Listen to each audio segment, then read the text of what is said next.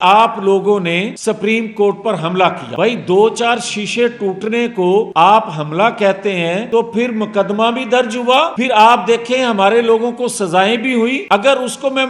حملہ مان لوں تو پھر مجھے کوئی یہ بتا دے کہ سپریم کورٹ کی رات کو دیواریں پھلانگ کے اس کی چھت پہ مسلح لوگوں نے قبضہ کر لیا کیا، اور پھر رات کو 12 بجے کورٹ بھی کھل جائے، کیا کسی نے عمران خان پر توہین عدالت کا یا عدالت پہ حملہ کرنے کیا مقدمہ درج کیا؟ کسی نے بات تک نہ کی۔ پھر سہولت کاری کس کو میں کہوں؟ پھر آپ مجھے یہ بتائیں کہ آج تک وہ شخص جوڈیشل کمپلیکس پہ قبضہ کرنے والا، وہ شخص اداروں میں بیٹھے لوگوں کو دھمکانے والا، آج تک اس حوالے سے کسی نے بات کی؟ رات کچھ اینکر صاحبان یہ کہہ رہے ہیں کہ ذوالفقار علی بھٹو کے ساتھ کیا ہوا سلوک، نواز شریف کے ساتھ کیا سلوک ہوا،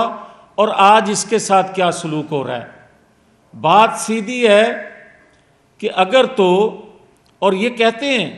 کہ عالمی قوتوں نے ایک ایجنڈے کے تحت ان لوگوں کو نکالا اور آج اس کو نکالا اور کوئی استعمال ہوا۔ مجھے صرف کوئی میرے سوال کا جواب یہ دے دے کہ ذوالفقار علی بھٹو نے تو پاکستان کے لیے سرو کیا، اس کا ایک بڑا کارنامہ اس نے اسلامی بلاک بنایا، اس کا بڑا کارنامہ اس نے پاکستان کے دفاع کو ناقابل تصویر بنانے کی بنیاد رکھی۔ نواز شریف کا بڑے کارنامے بہت سے، ان میں سے چلیں میں ایک دو کہہ دیتا ہوں۔ پاکستان کے دفاع کو ناقابل تصویر نواز شریف نے بنا کے دکھایا۔ نواز شریف نے پاکستان سے دہشت گردی کا خاتمہ کیا، نواز شریف نے پاکستان کو سی پیک دیا۔ یہ عالمی قوتوں کو جو پاکستان کو عدم استحکام کا شکار یا مضبوط دیکھنا نہیں چاہتی، ان کا تو ایجنڈا تھا،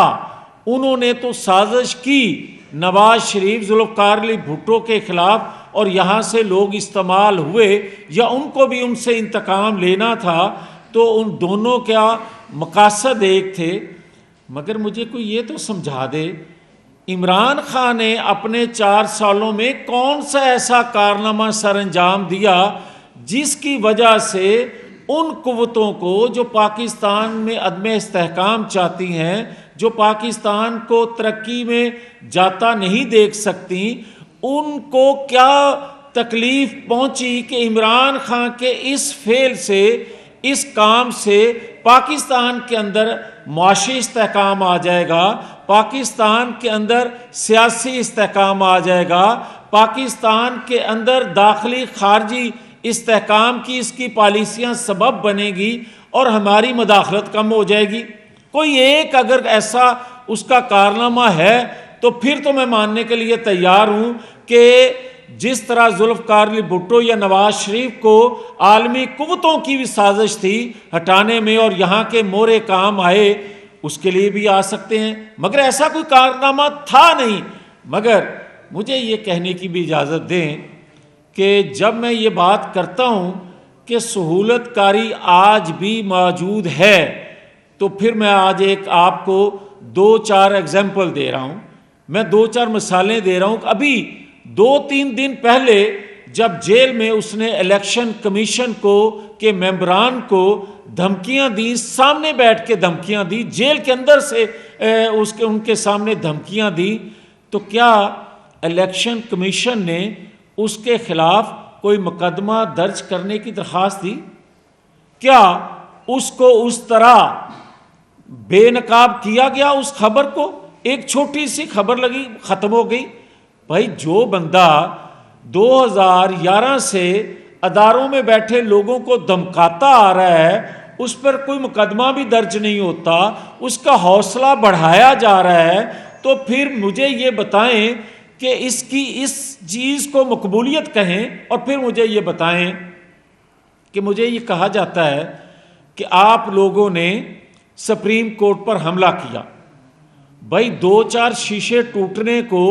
آپ حملہ کہتے ہیں تو پھر مقدمہ بھی درج ہوا، پھر آپ دیکھیں ہمارے لوگوں کو سزائیں بھی ہوئی، اگر اس کو میں حملہ مان لوں تو پھر مجھے کوئی یہ بتا دے کہ سپریم کورٹ کی رات کو دیواریں پھلانگ کے اس کی چھت پہ مسلح لوگوں نے قبضہ کر لیا کیا، اور پھر رات کو 12 بجے کورٹ بھی کھل جائے، کیا کسی نے عمران خان پر توہین عدالت کا یا عدالت پہ حملہ کرنے کیا مقدمہ درج کیا؟ کسی نے بات تک نہ کی۔ پھر سہولت کاری کس کو میں کہوں؟ پھر آپ مجھے یہ بتائیں کہ آج تک وہ شخص جوڈیشل کمپلیکس پہ قبضہ کرنے والا، وہ شخص اداروں میں بیٹھے لوگوں کو دھمکانے والا، آج تک اس حوالے سے کسی نے بات کی؟ اور پھر مجھے یہ بتائیں کہ ایک بڑا ذکر تھا قطری خط کا، کس طرح اس کو اچھالا گیا، کس طرح اس کی حقیقت کو جٹلایا گیا، اور کس طرح زبان زد عام کیا گیا کہ قطری خط قطری خط۔ مجھے یہ بتائیں کہ کیا سائفر کسی نے لہرایا نہیں؟ کیا سائفر پہ کوئی ڈٹا نہیں رہا؟ کیا اس طرح سائفر کیس کو کسی نے اچھالا؟ کیا سائفر پاکستان کے حوالے سے دنیا میں پاکستان کی جو جگ ہسائی ہوئی، جو قانونی تقاضے تھے، کیا اس کو سہولت کاری نہیں کہتے؟ کیا اس کے حوالے سے کسی نے اس طرح اس کو سیریس لیا؟ اور پھر مجھے اب آج 9-10 مئی پہ مجھے آج کو یہ بتا دے کہ کیا 9-10 مئی کا واقعہ ہوا یا نہیں، اور اگر 9-10 مئی کا واقعہ نہیں ہوا اس کو چھوڑیں، اور اگر 9-10 مئی کا واقعہ کرنا جرم نہیں ہے تو پاکستان کا آئین قانون بدلیں اور اس کو چھوڑیں، اور اگر 9-10 مئی کا حملہ کرنا پاکستان کے آئین کے مطابق جرم ہے تو پھر سزا کیوں نہیں؟ پھر مجھے یہ بتائیں کہ 7 ماہ گزرنے کے بعد بھی اداروں کی طرف سے خاموشی کیوں ہے؟ پھر مجھے یہ بتائیں کہ کیا ادارے جو ہیں وہ کمزور کے لیے ہیں، اور ادارے کیا جو اس طرح کا منہ کھول کے، اور میں یہ بڑی ادب سے یہ گزارش کروں گا کہ کیا پاکستان کے اندر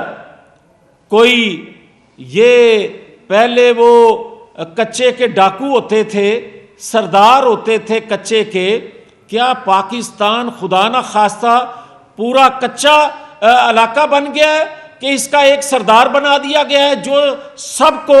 گالیاں دے، سب کو دھمکائے، اور جیل میں بیٹھ کے بھی لوگوں کو دھمکائے اور اس کو کوئی پوچھنے والا نہ ہو؟ پھر مجھے یہ بتائیں کہ کچے کے ڈاکو تو چھوٹے ڈاکو ہیں، یہ تو پورے پاکستان کا ڈاکو بن گیا، اور جیل میں بیٹھ کے بھی اپنی ہدایت اور اپنی خواہش کے مطابق فیصلہ لینے کی دینے کی دھمکیاں دیتا ہے، اور کوئی اس کو پوچھتا نہیں ہے۔ پھر مجھے یہ بتائیں یہ کیسا لیول پلینگ فیلڈ ہے؟ میں تو یہ کہتا ہوں کل کا فیصلہ ایک لیول پلینگ فیلڈ ہمارے لیے ایک پہلا قدم ہے۔